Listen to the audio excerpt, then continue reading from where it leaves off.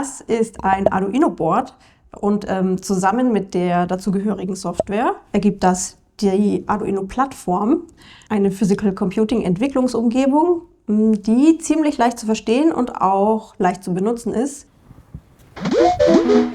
Das Coole an dem Arduino ist, dass der auch für Leute mit sehr wenigen oder gar keinen technischen Vorkenntnissen ziemlich leicht zu benutzen ist. Vor allem auch dadurch, dass der so schön übersichtlich ist, dass man nichts löten muss. Hier vorne gibt es zum Beispiel 2 große Steckdosen. Diese hier ist für Strom und Daten. Also wenn ich am Computer ein Programm schreibe für den Arduino, dann kann ich das hierüber mit einem Kabel darauf laden. Dann ist das da drauf und ich kann den auch über eine externe Stromversorgung, also über einen Stecker oder über eine Batterie, mit Strom versorgen. Dann gibt es hier an den Seiten richtig viele kleine Stecker, die sogenannten Pins. Die hier sind alle für die Stromversorgung zuständig in irgendeiner Art und Weise. Man kann das auch ablesen. Zum Beispiel kommen hier 5 Volt raus, hier kommen 3,3 Volt raus. Die da unten sind die analogen Input-Pins. Das heißt, da kann ich zum Beispiel Sensoren, die Lautstärke oder Temperatur messen, anschließen und die Daten gehen dann hier ins Board rein. Da drüben habe ich eine ganz lange Reihe digitale Pins. Die können sowohl Eingänge als auch Ausgänge sein. Dann gibt es aber auch noch die Software, die dazu gehört, und die ist eigentlich genauso einfach aufgebaut. Wir sind jetzt am Computer und schauen uns die Software an, die zum Arduino dazugehört, oder die Entwicklungsumgebung. Und ich erkläre die kurz. Also hier oben müssen wir immer das Arduino-Modell auswählen, das wir in dem Moment benutzen. Außerdem kann ich hier in diesem Dropdown-Menü den USB-Port auswählen, den ich an meinem Computer benutze, um den Arduino da anzuschließen. Hier unten kommt der Code rein. Und immer wenn ich einen neuen Sketch öffne, ein Sketch ist einfach das Programm, das ich schreibe für den Arduino oder die Datei, dann stehen hier schon so Sachen drin und das hat den Grund, dass wir die auch immer brauchen. Die sind wichtig, denn hier oben bei Setup sagen wir dem Arduino, was er machen soll, wenn er angeht. Also ich stecke den an, Strom ist an und dann macht er das, was ich hier in diese Klammern schreibe, genau einmal und danach beginnt der Loop. Und das, was ich hier reinschreibe, zwischen diese Klammern, das macht er immer wieder. Wenn ich den Code fertig habe, kann ich hier oben auf Kompilieren klicken. Dadurch checke ich, ob der Code funktioniert oder ob es einen Fehler gibt, ob ich was vergessen habe. Und wenn alles stimmt, kann ich hier auf dem Pfeil den Code auf den Arduino drauf schicken. Ich habe hier eine LED und ich möchte, dass die blinkt. Das kann ich mit dem Arduino machen. Dafür muss man zuerst ungefähr wissen, wie die LED funktioniert. Die LED ist eine Leuchtdiode, das heißt, da kann der Strom nur in eine Richtung durch. Und es ist wichtig, wie rum man die steckt. Das lange Bein ist der Pluspol, das kurze Bein ist der Minuspol. Kann man sich eigentlich leicht merken. Die kann ich jetzt an einen digitalen Pin an den Arduino anstecken. Also die digitalen Pins sind die In- und Outputs sein können. Da kommen 5 Volt raus. Das ist zu viel für so eine kleine LED. Die würde dabei kaputt gehen. Deswegen muss man da normalerweise einen Widerstand einbauen. Und jetzt gibt es aber eine tolle Sache am Arduino. Es gibt einen Pin, Pin Nummer 13, der hat schon einen Vorwiderstand eingebaut. Praktischerweise ist er auch direkt neben dem Ground, also neben dem Minus. Das heißt, ich kann meine LED ganz leicht hier reinbauen und damit ist mein Aufbau schon fertig. Jetzt können wir den Code dafür schreiben und danach den Arduino anschließen. Okay, ich habe jetzt hier einen leeren Sketch und Jetzt will ich das Programm dafür schreiben, dass der Arduino blinken kann. Dafür sage ich hier im Setup, also das, was einmal passiert, da lege ich den Pin-Mode fest. Also ich sage, dass der Pin 13, wo wir die LED angeschlossen haben, der Output sein soll. Das war es auch schon fürs Setup und wir können gleich in den Loop gehen. Was wollen wir machen? Wir wollen, dass die LED blinkt. Das heißt, sie muss erst angehen und dann muss sie wieder ausgehen. So, das geht mit dem Befehl Digital Write. So, hier. Und dann schreibe ich dahinter 13, weil ich habe ja schon den Pin 13 als Ausgang festgelegt und High. Das heißt, Strom ist an. Die LED soll jetzt kurz anbleiben, deshalb baue ich ein Delay hier rein, also eine Verzögerung, und die soll 1 Sekunde lang dauern. Der Arduino rechnet in Millisekunden, deswegen schreibe ich nicht 1, sondern 1000. Dann soll die ausgehen, also benutze ich nochmal Digital Write auf Pin Nummer 13 und ich schreibe Low für Ausgehen. Dann soll die wieder eine Weile ausbleiben, also brauche ich wieder ein Delay und mache einfach nochmal 1 Sekunde. Jetzt könnten wir den Code kompilieren, den Strom anschließen, also den Arduino an den Computer anschließen. Und wenn der an den Computer angeschlossen ist, lade ich den Code drauf, indem ich auf den Pfeil drücke. Dann dauert das kurz einen Moment und dann blinkt die LED. Okay, cool. Es blinkt. Mega gut. Ich will aber jetzt, dass es anders blinkt. Deshalb kann ich einfach hier die Werte austauschen. Ich habe dem ja vorher gesagt, dass er 1 Sekunde lang an sein soll und 1 Sekunde lang aus. Und das kann ich einfach ändern. Und zum Beispiel sagen, dass er jetzt 3 Sekunden lang an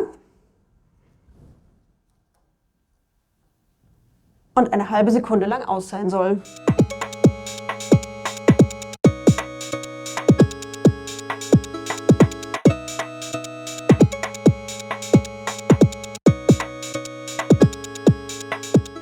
Jetzt haben wir die LED blinken lassen. Das heißt, der Arduino hat immer den Strom angemacht und wieder ausgemacht, wieder angemacht, wieder ausgemacht. Im nächsten Schritt würde ich die LED dimmen lassen. Weil der Arduino aber nur Strom an- und ausmachen kann, nicht den Strom so ein bisschen anmachen kann, brauchen wir einen Trick. Und der Trick heißt Pulsweitenmodulation. Und das funktioniert im Prinzip so, dass die LED sehr schnell blinkt. Und zwar so schnell, dass wir das mit dem Auge gar nicht wahrnehmen können. Das heißt, wenn ich die LED so ein kleines bisschen abdimmen möchte, ist sie ziemlich lange an, ganz kurz aus, lang an, kurz aus und so weiter. So schnell, dass es fürs Auge oder fürs Gehirn so aussieht, als wäre die eben so ein bisschen dunkler als normal. Und das kann ich einfach so weitermachen. Also wenn ich die immer gleich lange an- und ausmache, ist es eben noch weiter abgedimmt. Wenn die sehr dunkel sein soll, ist sie eben nur ganz kurz an, länger aus, ganz kurz an, länger aus. Okay, jetzt will ich diese LED dimmen mit Hilfe der Pulsweitenmodulation. Und jetzt ist es aber so, dass nicht alle Pins das können. Und zum Beispiel der praktische Pin 13 mit dem Vorwiderstand, der kann keine Pulsweitenmodulation. Deshalb muss ich jetzt hier nochmal was verändern. Ich stecke also die LED aus. So, den Strom habe ich am Computer abgesteckt. Und jetzt brauche ich ein Steckbrett oder Breadboard. Da sind einfach ganz viele Steckplätze, damit ich mehr Platz habe, um Dinge zu verbauen. Ich habe meine LED. Ich habe einen Widerstand, weil ich nicht mehr den Vorwiderstand aus Pin 13 nutzen kann. Wenn man weiß, wie viel Volt diese LED braucht, kann man sich ausrechnen, wie viel Ohm der Widerstand haben sollte. Man kann es sich aber auch sparen. In der Regel fährt man so mit 220 ganz gut. 220 Ohm. Und dann brauche ich Kabel. So. Ich suche mir also hier auf dem Arduino einen Pin aus mit einer Welle. Die Welle zeigt mir an, dass der Pin die Pulsweitenmodulation kann.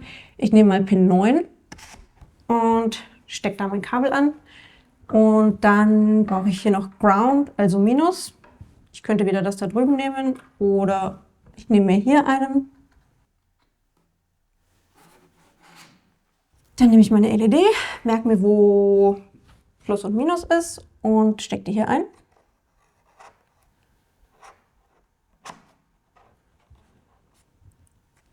Dann kommt der Widerstand hin, und zwar an das Minusbein der LED.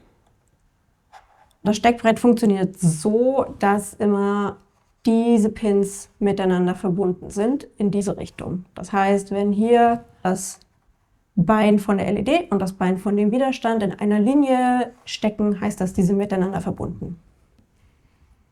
So, mein Minus kommt ans andere Ende des Widerstands.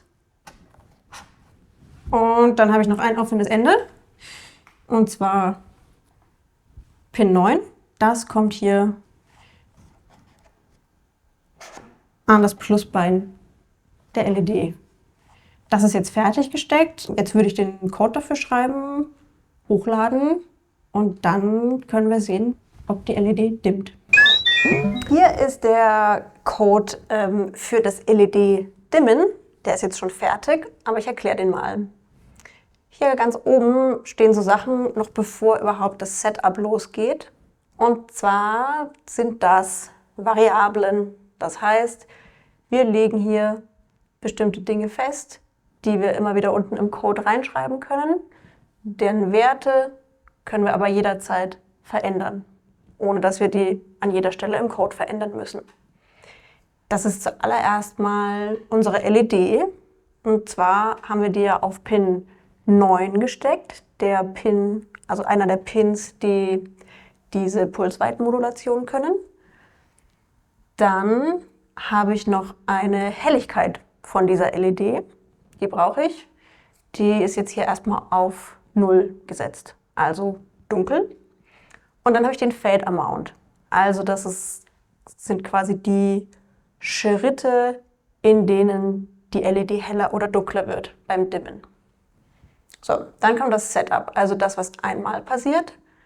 Da lege ich einfach wieder den Pin-Mode fest, so wie gerade eben beim Blinken auch. Und zwar habe ich hier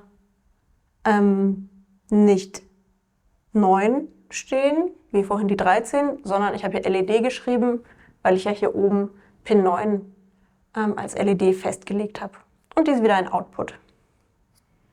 Dann beginnt hier der Loop. Hier geht's los. Vorhin hatten wir Digital Write, jetzt haben wir Analog Write. So richtig analog kann der Arduino ja nicht, aber das ist das, was die Pulsweitenmodulation macht sozusagen.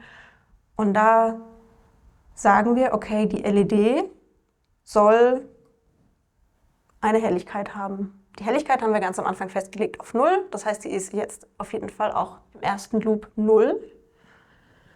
Und dann sagen wir aber hier drunter, dass die Helligkeit mit jedem neuen Durchlauf, mit jedem neuen Loop zunehmen soll. Und zwar um den Fade Amount, also in dem Fall 5 Schritte. Und dann müssen wir aber noch sagen, die kann ja nicht unendlich viel heller werden, weil irgendwann ist sie einfach 100% hell und dann soll sie wieder dunkel werden. Deswegen müssen wir hier noch sagen, wenn die Helligkeit kleiner ist als 0 oder größer als 255, dann hier bitte den Fade Amount umdrehen. Also dass es nicht mehr 5 Schritte mehr werden, sondern eben 5 Schritte weniger. Und damit das nicht so schnell geht, damit wir das auch sehen können, bauen wir hier wieder eine kleine Delay ein von 30 Millisekunden. Das ist der Code. Den kann man hier noch kompilieren und wenn das Kabel angesteckt ist, dann da oben abschicken.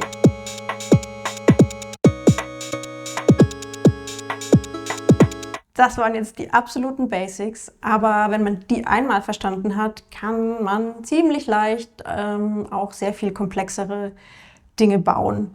Es gibt unglaublich viele Ressourcen, es gibt eine große Community. Das Internet ist voller Arduino-Projekte, voller Code, den man auch sehr gut copy-pasten kann. Und damit kann es eigentlich gleich losgehen.